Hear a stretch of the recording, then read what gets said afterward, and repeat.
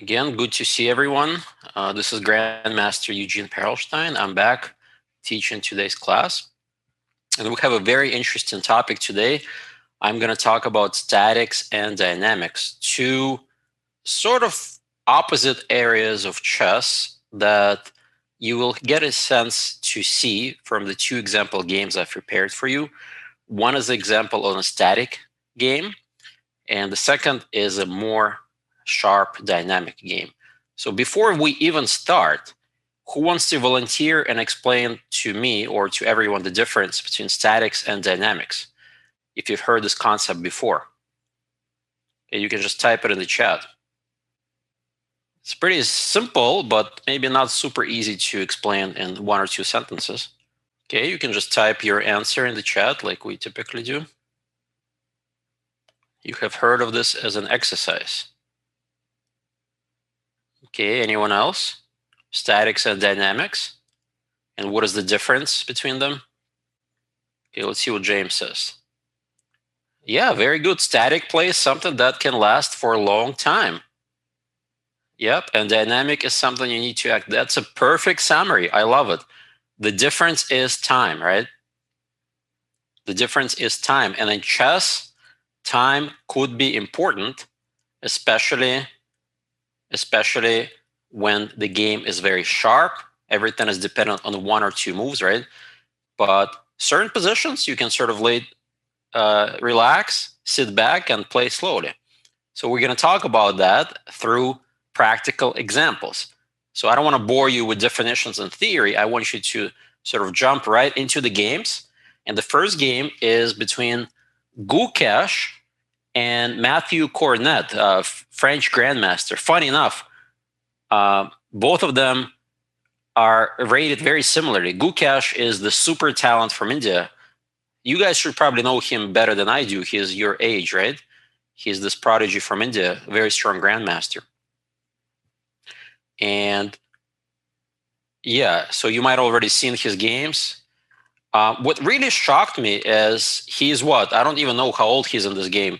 Probably what, like 14, definitely no more than 15 or 16. But he shows very much adult level understanding of statics and just kind of long-term ideas. And the second game is a little bit different, and we'll get to the second game. But these are the two games I really want you to focus on today. Try to guess the moves, as I'm going to be showing you the moves, asking you questions. And then at the end of the lecture, basically, we're going to talk and compare between statics and dynamics, what you've learned from the two examples in practice. So let's start. So the opening begins more or less as a reversed opening with knight f3, d5, g3. So right, he's not being very ambitious with white. He's just going for some kind of ready type of setup. Knight f6, bishop g2, c5. So black is playing the most principal move. He's like, you're giving me the free center, I'll take it. And I said the word reversed opening. That's going to be a hint to one of my next questions. So pay attention. e6, c4, and here the most principal move is, of course, seize the center with d4. So for those of you, this may already be familiar, this famous opening with reverse color, but let me play e3. King's Indian, well, not quite. Let's make a couple more moves. It's not King's Indian attack, and it's not King's Indian defense. It's a little bit different. d3, there we go. All right, people are definitely picking up. It's a reversed Benoni. So you already answered before the question then popped up. What opening is white playing, and what are the plans? Actually, I misspelled what are the plans. So what are the plans for both sides? And why? We know that Benoni opening as black is supposed to be quite dangerous for black. But why is he playing this with white? Shouldn't be just as dangerous as white.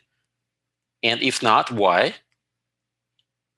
And let's talk about this. So yeah, who wants to give some answers in the chat? I'll take answers from everyone. We have a free tempo. All right, but that's an interesting argument about tempo, because I thought that this is going to be a static game example, and now the tempo is a more of a dynamic thing. So this is going to be an interesting discussion today between statics and dynamics. Symmetrical and reversed openings are usually static, but asymmetrical openings are more sharp. That's an interesting statement there. I like that. But I guess the question from everyone, including myself, why are reversed openings are usually static? What about this extra tempo for white? Isn't Benoni supposed to be this really cool sharp opening? Here we have a reversed Benoni. So who has some thoughts on that? Yeah, Benoni is dynamic. That's what I thought too, right? James is saying Benoni is dynamic opening. And why we're talking about statics? This game is all about statics, actually. Who can tell me why we're talking about statics when we talk about reversed Benoni?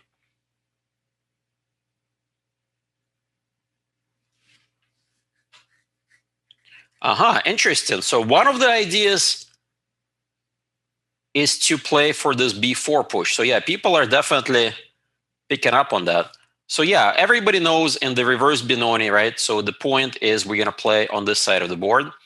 And one of the plans is to get b4 going. It's not easy, right? a3, a5. We do have a majority on the queen side. You guys are correct. Okay?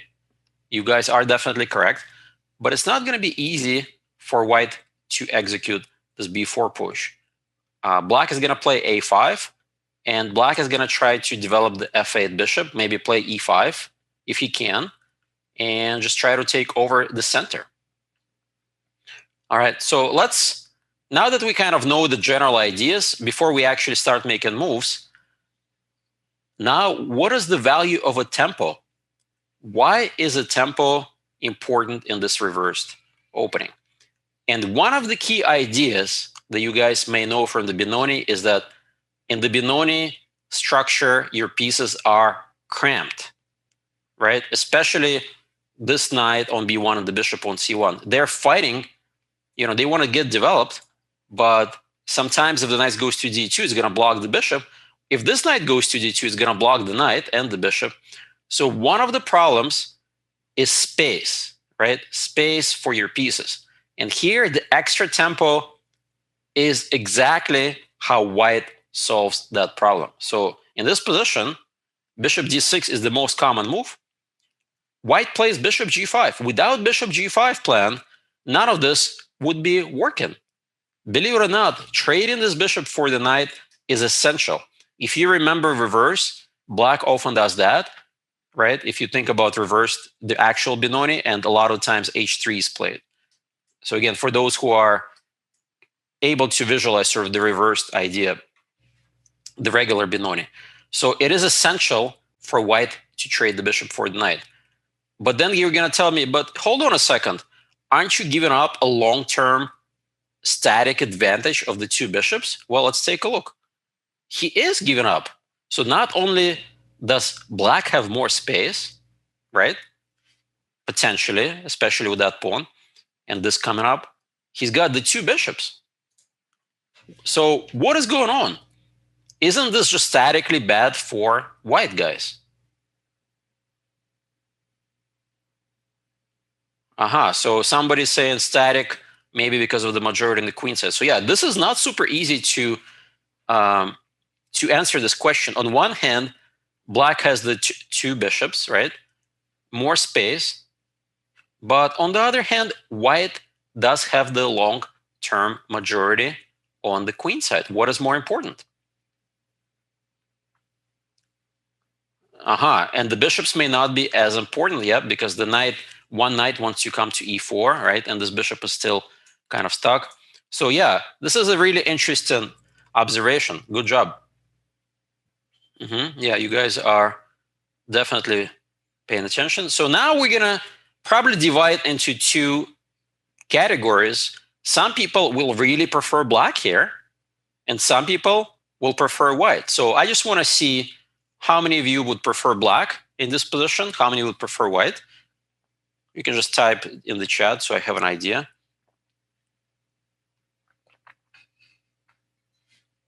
Guess we can set up a poll. Of course, you don't set up a poll. I don't know. or Greg.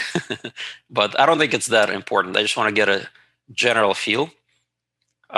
Interesting. A lot of people are saying white. Some people say, yeah, queen e7, f5. So to me, it feels like majority of the people are preferring white. Interesting. And I guess statically, we think black has an advantage, right? If black has a static advantage of the two bishops and more space, why are people taking white? Yeah, some people are taking black, but most people are taking white here. So why is it that a lot of people are taking white here? And there is no right or wrong answer, by the way. This position is playable for both sides.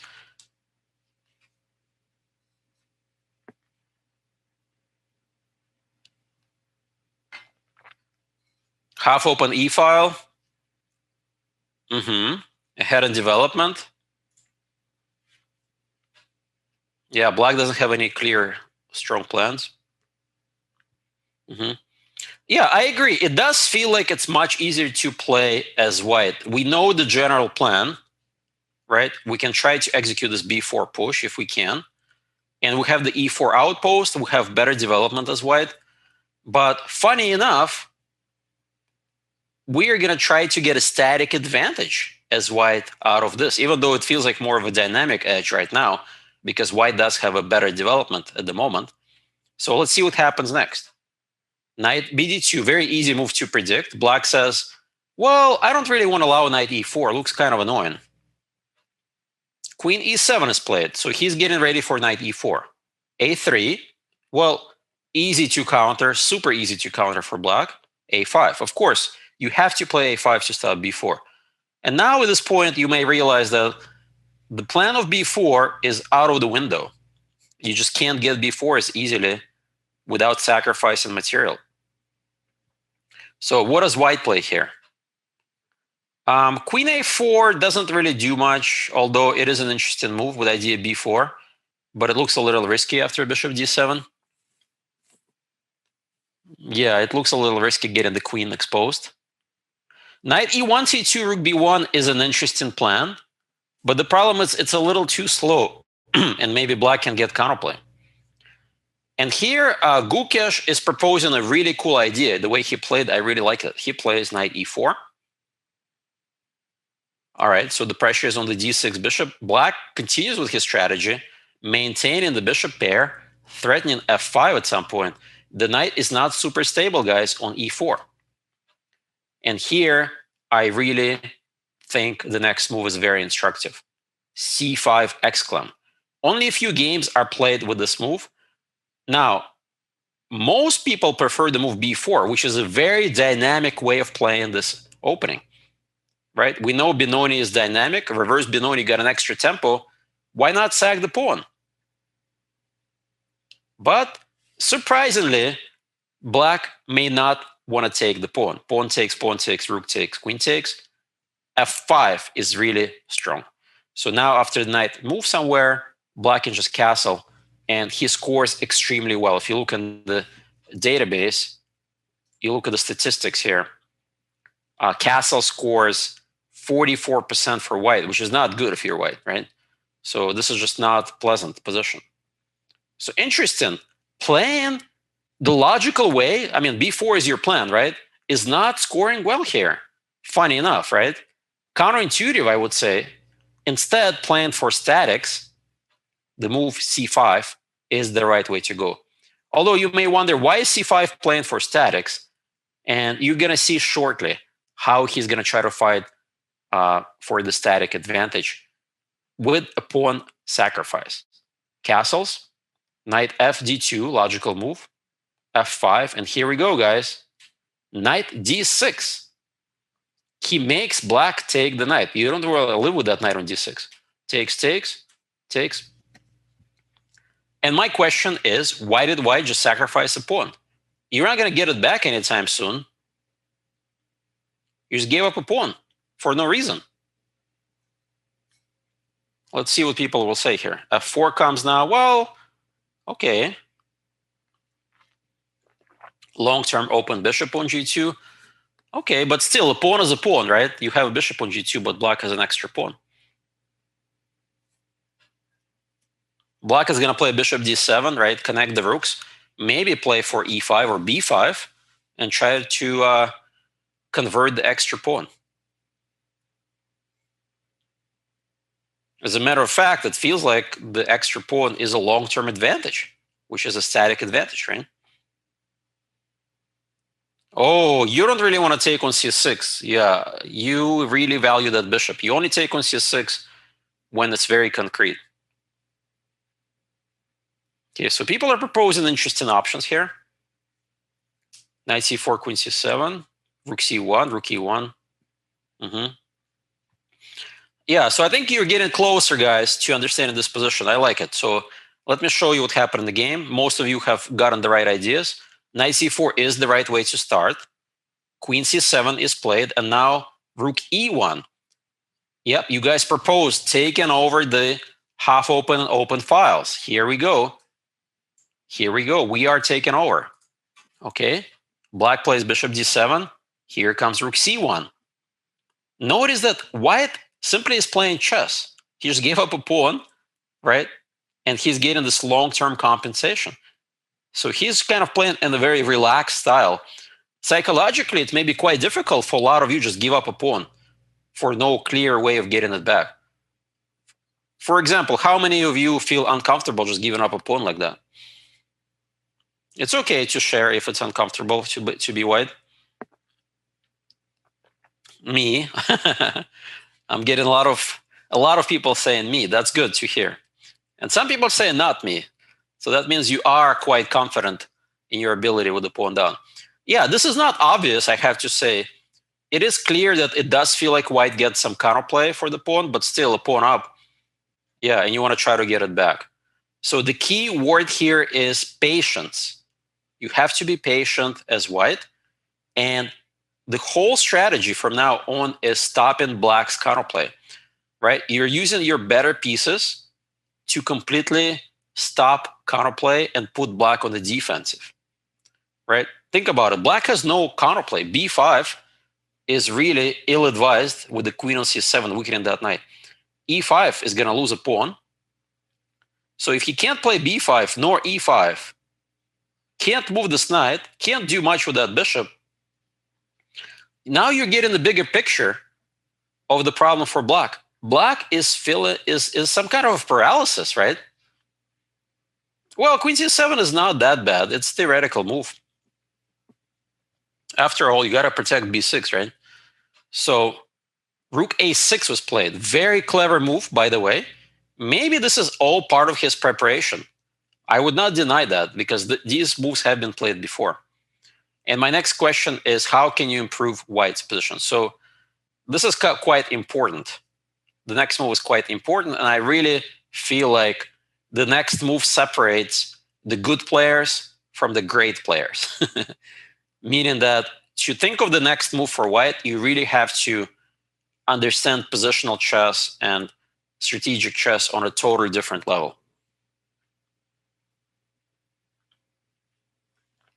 So let's see what people are proposing. a4. I don't really like a4. b4 square gets weakened. f4, not a bad idea. Not a bad idea. Bishop takes e6. I don't know. You really have to be careful about giving up that bishop. Okay, knight e5, logical move as well. h4, interesting idea to try to get the pawn on h5. Although in this specific case, there's really nobody to anchor on f4. If you had a knight on f4 and go to g6, that would be great. But yeah, that's an interesting idea. And again, try to come up moves for white, not for black, guys. It's white's turn here.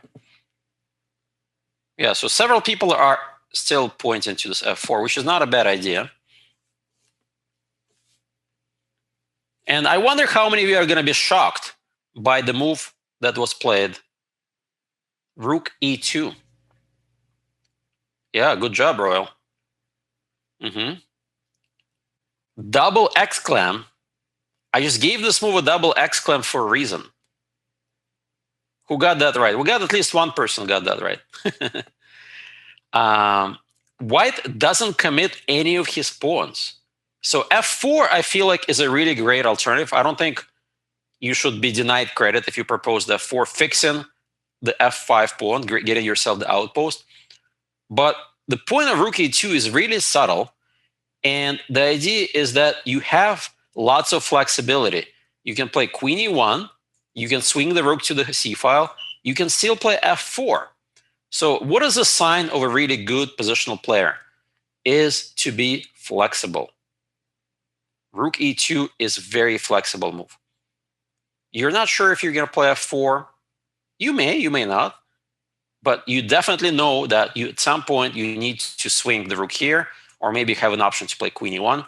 And this is a way to really post super, serious pressure on black. So black is staying in the game. He's playing according to his plan. Rook e8, just overprotecting the pawn. Queen e1 is played. By the way, he is paying attention to this e5 break too, right, guys? So we really are putting pressure. Queen b8. So finally, black says, you know what? I don't want to deal with the c file pressure. I'm going to get out of the pin. And white says, now it's time to play f4. I've seized the e5 outpost. All right. So you could have gotten to this position if you started with f4. So f4 is part of the plan. Okay. But don't play bishop takes e6 nor a4 as white, because that does weaken your position. Let's keep going. b5. Well, sooner or later, black, that's the whole point of rook a6, queen b8. Sooner or later, black wants to play b5. White was ready for that, though. White simply plays knight d2. It feels as though white's getting pushed back, doesn't it, guys? It feels like black has made more progress. Queen is no longer pinned. The rook is protecting the knight. This b pawn is putting some pressure. E pawn is well protected by the bishop. Yet, surprisingly, it's actually not easy for black to activate his pieces. Once again, the rooks e8 and a6 are purely defensive. The knight on c6 has really no good outpost. In an ideal world, you want it on e3, but it's e7, d5 is kind of not easy to execute. Bishop's covering d5. And yeah, c5 is a little weak, so you may already wonder, right, where the knight is heading. So great positional players are very, very careful about pawn pushes and very, very good about activating pieces to outposts. So in the ideal world, right, if it's white's turn, we can just do boom, boom, put pressure here and here. White's doing great. So we could kind of predict black's next move. Prophylactic thinking, a4, good idea. And my next question is, well, knight b3 idea is taken away. What are we going to do? Again, difficult decision. Can you guess white's the best move? And what did white play in the game?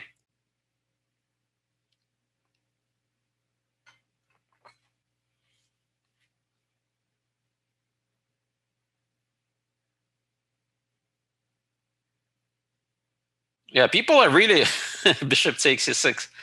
I'm really keen on giving up that bishop for the knight. Okay, be patient, guys. Be patient. Yeah, I see that at the first opportunity to gain the pawn back, right, you want to take it back. But be careful. After all, it's not only about pawns, right? Black is still paralyzed. Don't be trying to gain your pawn back. Yep, Arnav is correct. Yeah, and the answer is b4. Fixing the pawn on b5. It's called fixing the weakness, right? And we are welcoming this. We are welcoming this because pawn on a3 is not super easy to take. We are weakening the knight, and the bishop knight c5 is coming. This position is not pleasant, okay?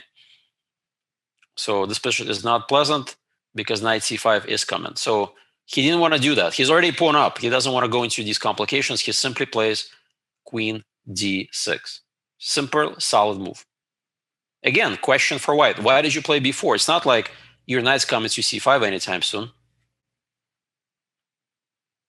And the answer is simple. Knight f3. We've got ourselves another outpost, guys. For those who are paying attention, we may want to get a knight to e5 at some point, right? But we're not in a hurry. We've also got the c5 outpost for the rook. To me, it actually does not feel like white is a pawn down. How funny is that? Doesn't it feel funny that your opponent down, but it doesn't feel like it? Again, that's a sign of a great positional player. And statically, we are seeing that statically black is having trouble, right? White just has all these long-term ways to improve his position. Yeah, it's like a positional bind. I agree, James. Yeah, good job. Yeah, you guys are picking this up pretty quickly. So let's see what happened next. How does white make progress? Black simply plays rook c8, rook c2, right? We're going to double. Black's going to bring the rook back. Knight e5, paralysis. But black says, so what? I'm going to go here. Already, guys, a relatively big inaccuracy. Maybe even a losing move. Now, he should have sensed the danger. He should have traded a pair of rooks. He probably didn't like his position. But now, a strong player feels if you're statically losing, go for dynamic counterplay, such as give up your pawn. You've got an extra pawn. Just play rook c7 and rook c2. Who cares about that pawn? It's really complex position, but now with the rook on c2, there's always going to be counterplay. So I'm guessing that black did not even realize he's in some danger. He just kind of plays normal moves here with rook to c7. How can white win by paralyze black on the c file?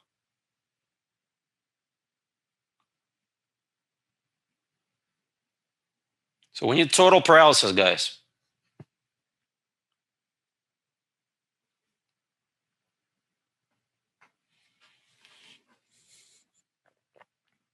Actually, it's kind of a straightforward idea. Yeah. I think most people are getting this. The key is the queen on d6, right? The moment the queen on d6 is gone, the rooks are kind of stuck. How can we get the queen to e5? That's a hint for those who haven't gotten it yet. Yep. So simple chess. Take on c6. And there we go. Queen e5. Pretty much game over. But you got to finish black off. He's going to go back. He's not going to trade, of course. And now there is a winning plan, a really simple winning plan that Gukesh finds relatively easily. Again, sign of a really good, strong player. Very simple plan based on a little tactic using the pin on the C file. And of course, the point of the plan is we want to take on c6 in such a way that after he takes back queen b5, there's no back rank issue. The key is this back rank issue is bothering us.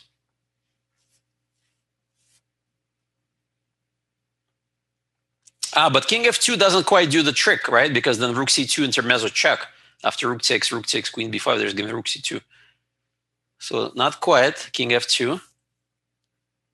Rook c5, rook c2, and then what? Bring the queen around?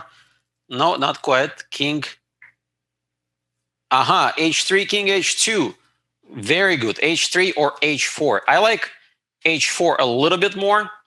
And yeah, the problem with these guys is we have a little problem with the back rank. And if rook c6, there's an even bigger problem here with check. So the key is he realized that all I need to do is bring my king to h2 and it's game over. And after h4, black probably already under a lot of pressure blundered with king f7. And now, of course, with the king with the 7th rank, it's an easy win. From the black point of view, because we're going to be looking from the black point of view, this is between Josh Sheng, strong international master from California, against Yaro Zheribuch, who himself has probably given quite a number of lectures. Very strong grandmaster, rated 2631. And this is from Continental Open. Actually, this tournament here in Boston area from a couple years ago, just before the pandemic.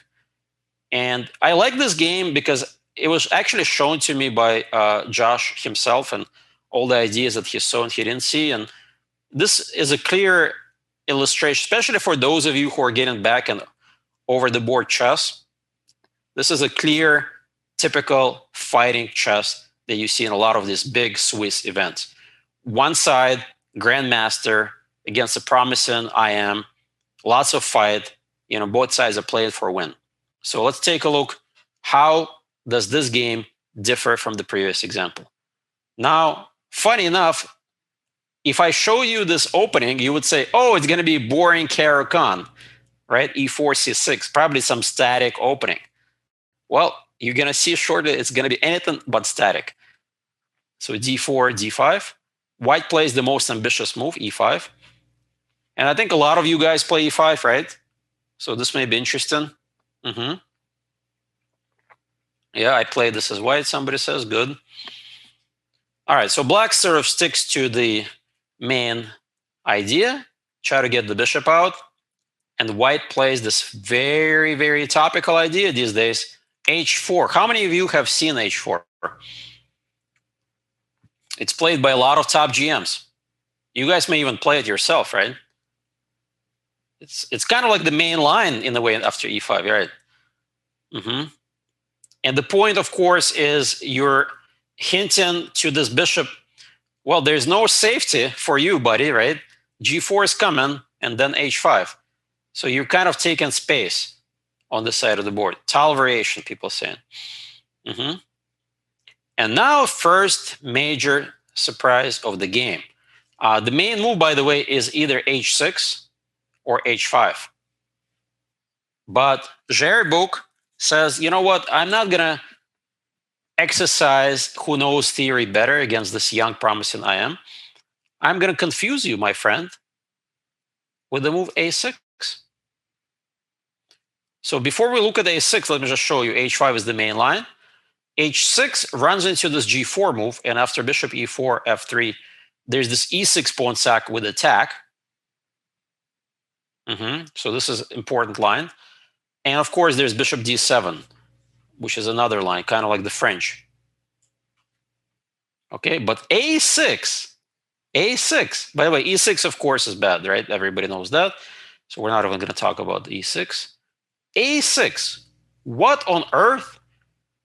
Josh Sheng is already out of book on move 4. How interesting is that? We're going to get ourselves a really cool fight out of book on move 4. Yikes, that's right. Interesting. Well, let's jump right into it. People are confused. What is A6 all about? It has been played, but it's a very rare move, guys. Very rare move. So C4 is what he plays. Very thematic. He's like, well, C4 is part of my attack and idea. I'm going to play it. Right? I mean, why? What is this A6 move all about? But now station has changed. E6 now is played. Funny enough, now he can get away with that move because you see, there's bishop takes B1 option. So funny enough, C4 gives black this idea to play E6. So the game enters a very interesting territory right off the bat. Knight C3, logical move. Well, the problem with G4, like I said, G4, you're actually not trapping the bishop, right? Keep in mind, there's always bishop takes B1. Yeah, I can always start with bishop E4, F3, and then I can take on B1. Yeah, and then I can take on D5, outpost. So this is maybe too many weaknesses. So he plays logical move knight C3. Now H5. Interesting idea. So in a way, he is saying to white, what's your next move? Because H5 could be played earlier. So white says, I'm going to play C5. I'm going to punish your move. And I'm going to have a nice hole. Right? So statically, this is your sense right now, sense of danger. This could be quite ugly for black. Right? If white just develops naturally, plays knight A4 and just takes over all the squares, black is going to suffocate. And with a board full of pieces, he didn't even trade one pair of minors. This could be bad. And now everybody's dynamic sense should really kick in. The moment C5 move is played, what should be black's reaction here? Okay, some people are already pointing the right move. And the correct move here is first knight D7, then bishop G5, and now F6. This is the key point. You don't want to play bishop E7. You don't want to trade the dark square bishop and weaken your dark squares. The game is going to get super sharp. Pawn takes, bishop e3. Now you see what's happening. We've got ourselves a beautiful center, and the game is going to explode in a very tactical mess really quickly. So, but first, queen c7. He's not quite in a hurry to play e5. Knight g2, logical move, right? He wants some knight g3, knight f4 ideas. Knight g7, knight f4. And here's the question, which I feel like a lot of you already know the answer, but I'm going to ask it anyways. Does black need to defend h5 pawn here?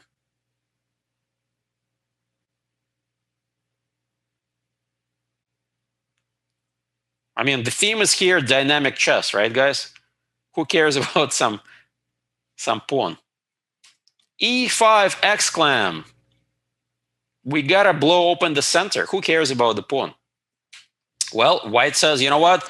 All my strategy up to this point has been aimed at going after the h pawn. I might as well just take it. Backhouse, yeah, people want Backhouse and put knight on c2. But it's not Backhouse, so we got to focus on real chess here. This is where the really cool dynamic chess comes in. Castle. What do we have here? We have a stranded king right in the middle of the board. Probably not a good idea to go there, right? Probably a little risky to go there as well, right, with this guy here. The center is about to open up. He's really behind in development. Clearly, black has a dynamic advantage. Okay, now what? Let's see what happens. Knight g3. Nice tempo move on the bishop. Bishop h7. He's basically saving the good bishop. Knight a4.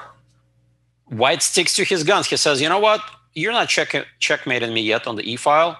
d4 is well protected. I'm going to overprotect my c5 pawn and hint at the knight b6 idea. How can black take advantage of his better development? Again, the answer is what? Dynamic chess, right? Playing actively. He plays f5.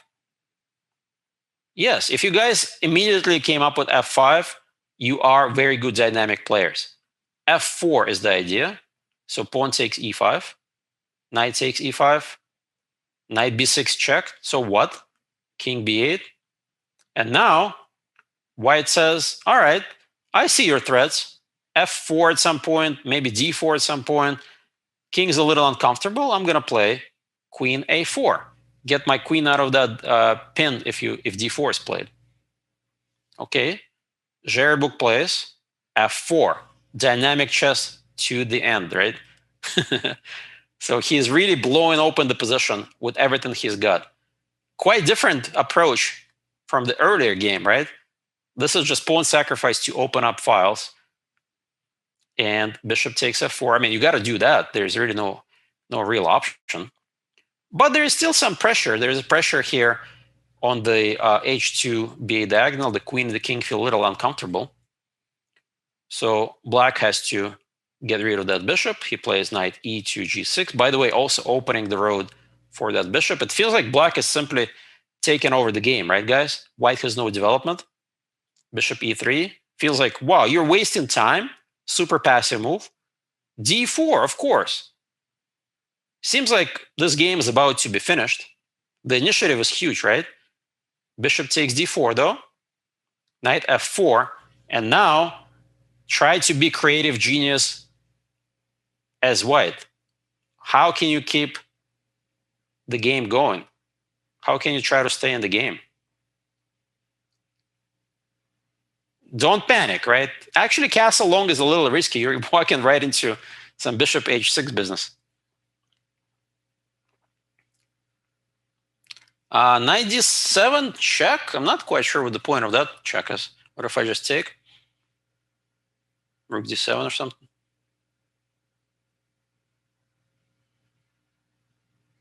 Yeah. Very good. Bishop takes a6. Yeah, you guys are really good today. Very sharp. This is the only way to stay in the game. Keep in mind, the side with a lot of material can afford to give some of the material back when needed, right? This is a great defensive resource. Black takes, and white simply castles. And now this game becomes a total mess. A total mess, because now who is getting checkmated? I mean, this king is not very comfy either all of a sudden, right? So it's going to get really, really exciting really soon. So king a7, okay, we got to protect at least. Queen takes a6 is coming. Rook a to c1. Logical. Maybe he wants to throw in rook c3 and rook a3. Knight f to d3, logical move. Here comes the rook. Rook g8. He says, you know what? I'm not really worried about rook a3 at the moment. That's why white plays rook d1. Now, actually, Josh told me that he missed knight takes b2 here, funny enough. But it actually turns out to work out quite well. It's like one of those things that knight takes b2 looks like a really horrible blunder, but tactically, it's okay.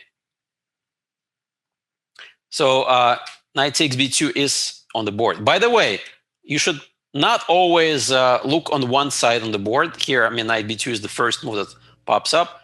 Look at the way to attack the king. Remember, it's dynamic chess. Focus on attack. Knight f3, I feel like, is the right way to go here. White is suffering.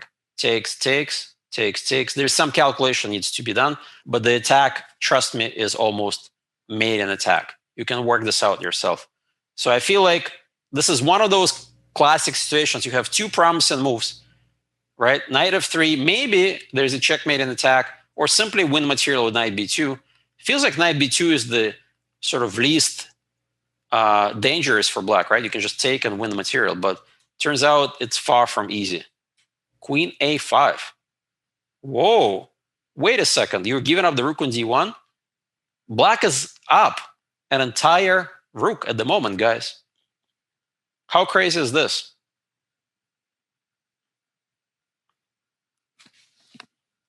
Right? Really crazy position. But bishop takes, queen takes, and then rook a3 is played. By the way, knight c8, if king here, then check. This is another crazy line. Black does have bishop d6 here. 3000 is some kind of forced draw. Yeah, I don't know about that. So this is another crazy line that white, this could have happened. But he played rook a3, logical move. Now queen a6 is a big threat. Here comes the bishop, though. Things are not super simple. Bishop protects the pawn. Knight c8 check. That's the resource. I was just thinking Stockfish would say 0-0-0. Well, you think it's going to be a draw, but there's a twist at the end of the game. I'm not going to give it away yet. King b7, playing for a win. Look at that. Remember I said a grandmaster in a Swiss tournament, when there's a lot of money on the line, will risk it. And yeah, he's playing for a win. By the way, this is, as everyone said, a draw. But black says, why do I have to make a draw? I'm playing for a win. So he's going to take some risk. King b7, of course. That's the only way to play for a win. Queen takes d8, and now bishop b5. Turns out to be a mistake, by the way. Not obvious, but knight takes f2 was a better try. Not obvious, I have to say. This is just a really complex position. I'm not going to even delve into every single detail. You can analyze this all day with engines. Really crazy position. Now, the idea is, of course, some queen e1 ideas. Knight d6. By the way, rook f3 was a better try. It actually was a winning move, believe it or not. Not too difficult move. I'm not even sure why Josh missed it with the idea of just activating the rook. Yeah, not easy to stop rook f7. But yeah, I mean, it's a at this point, I have to say, both players are super short on time. Because imagine on move 4, they were on their own. Yeah, rook f3 would have been big painful loss. Knight d6, though, was played. The game continues. Another mistake, queen takes g8. As I said, time pressure. And I can't really blame Josh for this move, a very logical move. He should have played this line, right? And somehow, I mean, with the king running around like this, it's an incredible move. I mean, it's impossible to figure this out. It's almost inhuman, I should say. And this is, believe it or not, agreed kind of like a draw position. I'm not even gonna go explain why it's a draw, but it's the only way to a draw. Anyway, so he plays the most human move. Now, bishop c7 was simply winning. There's no counterplay. Like a Semislav Botvinnik. Yeah, you're right, Arna. Instead, he plays bishop c5. Again, logical move. Rook f3. Here comes the rook finally. Queen check. Bishop check. All of a sudden, this king feels a little bit uncomfortable. But rook f7 check. Now, keep in mind, this is move 36. Both players are under a minute or under 2 minutes here. There's probably like delay. I don't think they even had 30-second increment at that point. They just had, I think, maybe 10-second delay or something like that. So it's a huge, complicated position. Both players are in big time trouble. King goes for a little walk. King goes for a little walk. Do you take a draw with king b6 or try to play for a win with king c4? Here's a good question for everyone. What would you do, guys? King b6 to gain time. Clever. But remember, there's no increment. King c4. A lot of brave souls out there. A lot of brave souls with king c4.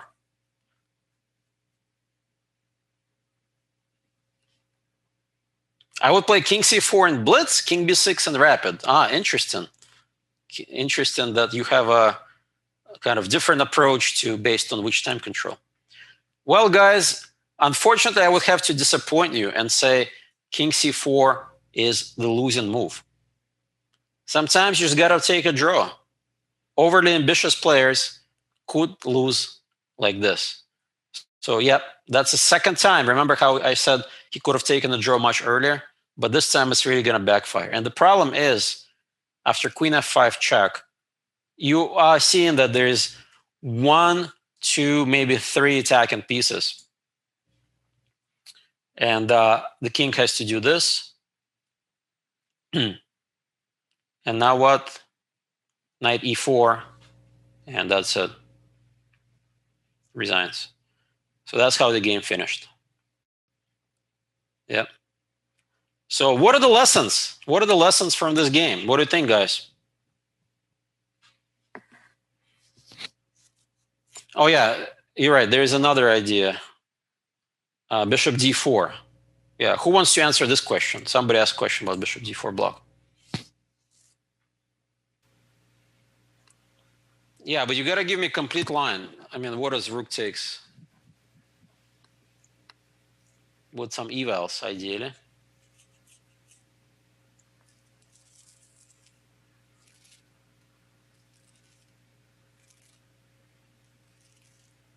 I would say that a big lesson is to know when to make the objectively right decision, which is to make a draw. Some people, including me, might overplay us here and lose. Interesting. Yeah, I like that. Good lesson. It's always tricky to know when to settle for a draw. Yeah, that's a pretty good lesson learned. There is no mate, really. Yeah, it's not obvious. Yeah, this is a cool idea, of course. Queen f7, check. If king here, then you got this queen a7.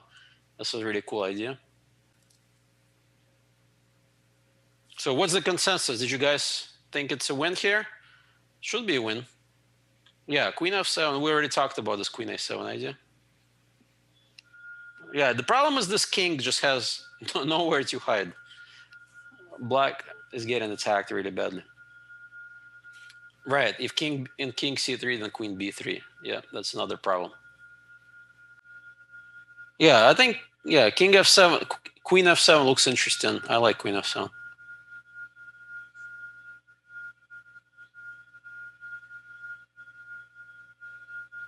Yeah, there's really no good square for the king. So I think this may be winning. But now, the next question I have, I mean, that was a really good lesson when to play objectively for a win or for a draw, because Black sort of overpressed his hand a little bit. Oh, granted, he was winning earlier, right? Especially with that knight f3 check that he missed right of the middle game. So psychologically, right, when you're going from a really good trend, right, you're going from like a winning trend, it's very difficult to put the brakes on and say, all right, I'm done. I'm going to take the draw here, take the perpetual. So that's one lesson. What's another lesson? Especially compare this game, dynamic chess, to the static game that we just saw earlier. It's like two different worlds, right? Static chess and dynamic chess. Let's try to compare them. Yeah, very important lesson is to be patient in static positions. Okay? Be patient in static positions and be extremely aggressive and concrete in dynamic positions. The moment you realize that your opponent is not developing their pieces or trying a little bit too many play too many pawn moves, you really have to blow open the center. Remember f6, e5, and then Yarrow did not care about his pawns. He just kept pushing his pawns and giving them left and right.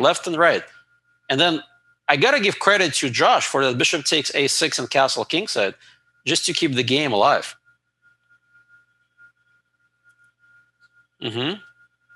Yeah, so that's a very important difference. Just the pace of the game. You have to sense the pace of the game in dynamic and static positions. And also in dynamic positions, it's almost impossible to be always perfect. The computer is going to be almost perfect because the computer can calculate perfectly. Humans make mistakes, and you saw how many mistakes both sides made, right? White made mistakes, black made mistakes. That's normal. In dynamic positions, the difficulty is so high that the amount of mistakes is much, much higher. Okay, so that's important to remember. My intuition level out of 100 is 0. Interesting. Well, you got to work on your intuition then. All right, so now that we understood the difference between the two games, the next part for you to apply the lessons in your own games, meaning that you have to identify, am I playing for long-term static advantage, right? Or am I playing for sharp dynamic counterplay right away? Sometimes it may switch around. You may start with a simple static position that may get super sharp quickly, and vice versa. Dynamic position may peter out into something more static. But these are the two opposite sides of the coin. Really, really good players can do both. Okay? So yeah, remember that, guys. All right, so I think that's pretty much all for today. I think everyone answered a lot of questions today, which is good. I hope you enjoyed this last game, which is extremely crazy. And yes, you get a little bit different type of commentary. Yeah, yes, sir, Maurice. Yeah, that's true. So yeah, the key is to have a balance, right? You got to be able to in chess, you got to be able to do a lot of things well. If you find yourself, you simply did not understand how on earth did White win the first game, he just gave up a pawn, then to me, you kind of have you got to work on your positional chess and your static long-term sense. But if you felt at home in this crazy position, well, maybe you're really good at these dynamic chess things. And that also plays a key role because you may play certain openings that are more dynamic and certain openings that are more static. Or even within an opening, right, you can play bishop b5 check against the Najdorf, right, just to sidestep the Najdorf. Or you can play how Caruana play against MVL with this bishop g5, super crazy poison pawn variation. So really, you got to stick to the style sometimes, right? If you like one style over the other, make sure your openings are matching that. Yeah, you play poison pawn, great. So that means you must love dynamic chess. All right, that's it for me, guys. Thank you very much.